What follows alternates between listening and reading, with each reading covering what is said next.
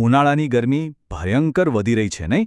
અને આ ગરમી સાથે જ આપણા બાળકો માટે એક મોટું જોખમ પણ વધે છે, હીટ સ્ટ્રોક.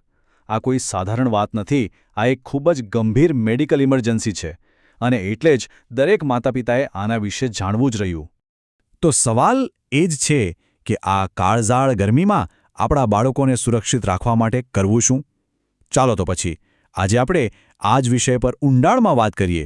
સમજીશું કે હીટ સ્ટ્રોકના લક્ષણો શું છે, તાત્કાલિક શું કરવું જોઈએ અને સૌથી અગત્યનું એનાથી બચવાના ઉપાયો કયા છે. તો ચાલો શરૂઆત કરીએ એકદમ બેસિક સવાલથી કે આ હીટ સ્ટ્રોક છે શું? સીધી વાત કરીએ તો આ એવી સ્થિતિ છે જેમાં આપણું શરીર જાણે કે એનું પોતાનું એસી બંધ કરી દે છે. મતલબ કે શરીરને ઠંડુ રાખવાની જે કુદરતી સિસ્ટમ છે ને એ જ ફેલ થઈ જાય છે. જો હજુ સરળ રીતે સમજવું હોય તો હીટ સ્ટ્રોકમાં શરીરનું તાપમાન એટલું બધું વધી જાય છે કે એ ખતરનાક સ્તરે પહોંચી જાય છે. સામાન્ય રીતે શું થાય, આપણને પરસેવો વળે અને આપણું શરીર ઠંડુ પડે, બરાબર? પણ હીટ સ્ટ્રોકમાં આખી ગેમ જ ઉલટી થઈ જાય છે. શરીર પરસેવો બનાવવાનું જ બંધ કરી દે છે અને અંદરથી ગરમ થતું જ જાય છે. અને કેટલું તાપમાન? 40 ડિગ્રી સેલ્સિયસ. આ આપણે યાદ રાખી લેજો. જ્યારે શરીરનું ટેમ્પરેચર 40 ડિગ્રી કે એનાથી ઉપર જાય, સમજી લેવાનું કે ખતરાની ઘંટડી વાગી ચૂકી છે. કારણ કે આટલું હાઈ ટેમ્પરેચર શરીરના જે અંદરના અંગો છે જેવા કે મગજ, કિડની, એમને ગંભીર નુકસાન પહોંચાડી શકે છે. ઓકે, તો હવે આપણને ખબર છે કે હીટ સ્ટ્રોક કેટલો ખતરનાક છે, પણ એને ઓળખવો કઈ રીતે? એના લક્ષણોને સમજવા એ જ બચાવ તરફનું પહેલું અને સૌથી અગત્યનું પગલું છે. તો ચાલો જોઈએ કે કયા સંકેતો પર ખાસ નજર રાખવાની છે.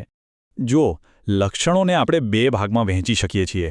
એક શરૂઆતના એટલે કે મુખ્ય લક્ષણો અને બીજા ગંભીર લક્ષણો. શરૂઆતમાં કેવું લાગે? ચામડી ગરમ થઈ જાય, ચહેરો લાલઘૂમ થઈ જાય, ખૂબ તરસ લાગે, માથું દુખે અને થાક લાગે. પણ જો આને અવગણવામાં આવે અને સ્થિતિ બગડે તો લક્ષણો ગંભીર બની જાય છે. જેમ કે બેભાન થઈ જવું, શ્વાસ ચડી જવો, હૃદયના ધબકારા એકદમ વધી જવા. આવા કોઈ પણ ગંભીર લક્ષણ દેખાય એટલે સમજી લેવાનું કે હવે બિલકુલ મોડું કરાય એમ નથી. પણ આ બધામાં એક લક્ષણ એવું છે જે સૌથી ચિંતાજનક છે અને એ છે પરસેવો બંધ થઈ જવો. વિચારો, આટલી ગરમી છે ને છતાં બાળકને પરસેવો નથી વળી રહ્યો. આ બહુ જ ખતરનાક નિશાની છે. આનો સીધો મતલબ એ છે કે શરીરનું જે કૂલિંગ સિસ્ટમ હતું એ હવે સંપૂર્ણપણે ઠપ થઈ ગયું છે અને આનો અર્થ એક જ છે, તાત્કાલિક મેડિકલ હેલ્પ. સારું, માની લો કે આવા કોઈ લક્ષણ દેખાયા, તો હવે શું કરવું? આ સમયે ગભરાયા વગર તરત જ એક્શન લેવાની જરૂર છે, કારણ કે આ સમયે લેવાયેલા સાચા પગલાં કોઈનો જીવ બચાવી શકે છે. તો ચાલો ફટાફટ જાણી લઈએ કે પ્રાથમિક સારવારમાં શું કરી શકાય. ઓકે, તો આ 5 સ્ટેપ્સ બરાબર યાદ રાખી લો. નંબર 1, બાળકને તરત જ કોઈ ઠંડી જગ્યાએ લઈ જાઓ, કોઈ ઝાડ નીચે કે પછી એસી રૂમમાં. નંબર 2, એના કપડાં ઢીલા કરી નાખો. નંબર 3, ભીના અને ઠંડા કપડાથી એનું આખું શરીર લૂછો. નંબર 4, જો બાળક હોશમાં હોય તો એને પાણી અથવા ORSનું દ્રાવણ પીવડાવો. અને નંબર 5, જે સૌથી અગત્યનું છે, આ બધું કરતાં તરત જ મેડિકલ હેલ્પ માટે ફોન કરો અથવા હોસ્પિટલ લઈ જાઓ. યાદ રાખો, આપણે જે વાત કરી એ પ્રાથમિક સારવાર છે, જે ખૂબ જ જરૂરી છે, પણ એ ડૉક્ટરની સારવારનું વિકલ્પ નથી. ડૉક્ટર પાસે પહોંચવું અનિવાર્ય છે. તો હવે એ પણ જાણી લઈએ કે હોસ્પિટલમાં પહોંચ્યા પછી શું થાય છે, જેથી આપણને પરિસ્થિતિની ગંભીરતાનો પૂરો ખ્યાલ આવે. હોસ્પિટલમાં ડૉક્ટરો સૌથી પહેલાં તો શરીરમાં પાણીની જે ઘટ થઈ ગઈ હોય એને પૂરી કરવા માટે નસ વાટે પ્રવાહી ચડાવે છે, જેને આપણે ડ્રીપ કે બાટલો કહીએ છીએ.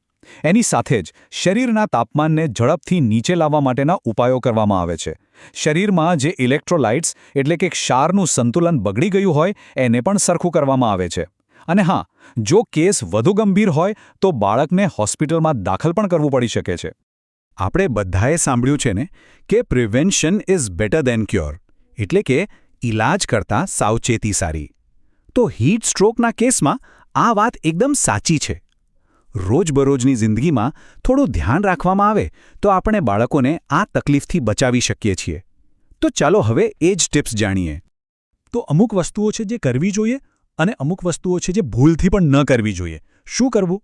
તો બાળકને દિવસભર પુષ્કળ પાણી પીવડાવતા રહો. બહાર જવાનું થાય તો માથા પર ટોપી કે રૂમાલ રાખો. હળવા સુતરાઉ કપડાં પહેરાવો અને તરબૂચ જેવા પાણીથી ભરપૂર ફળો ખવડાવો. અને શું બિલકુલ નથી કરવાનું? બપોરના 12થી 4ના સમયે તડકામાં રમવા ન મોકલો. અને સૌથી અગત્યની વાત, ક્યારે પણ બાળકને બંધ ગાડીમાં એકલું ના છોડશો, 5 મિનિટ માટે પણ નહીં. આ બહુ જ ખતરનાક સાબિત થઈ શકે છે. હવે એક વાત એ પણ સમજવા જેવી છે કે અમુક બાળકોને હીટ સ્ટ્રોકનું જોખમ બીજા કરતાં થોડું વધારે હોય છે. કોને? તો જે બાળકો 5 વર્ષથી નાના છે, જે બાળકોને ડિહાઇડ્રેશન એટલે કે શરીરમાં પાણીની કમી હોય, અને જે બાળકો ખૂબ જ એક્ટિવ હોય અને કલાકો સુધી તડકામાં રમતા હોય, આવા બાળકો પર આપણે થોડું વધારે ધ્યાન આપવું પડે. તો આ આખી વાતનો સાર એક જ છે, અને એ બરાબર યાદ રાખવા જેવો છે. હીટ સ્ટ્રોકને ક્યારે ભૂલથી પણ હળવાશમાં ન લેવો જોઈએ. આ જીવલેણ સાબિત થઈ શકે છે. એટલે જ લક્ષણોને સમયસર ઓળખવા અને તરત જ સારવાર શરૂ કરવી એ જ સૌથી મહત્વનું છે. તો અંતમાં સવાલ એ જ છે કે શું આપણે આ ગરમીનો સામનો કરવા માટે અને આપણા બાળકોને સુરક્ષિત રાખવા માટે ખરેખર તૈયાર છીએ? આશા છે કે આ બધી માહિતી સાંભળ્યા પછી આપણે બધા વધુ સાવચેત અને વધુ તૈયાર રહી શકીશું.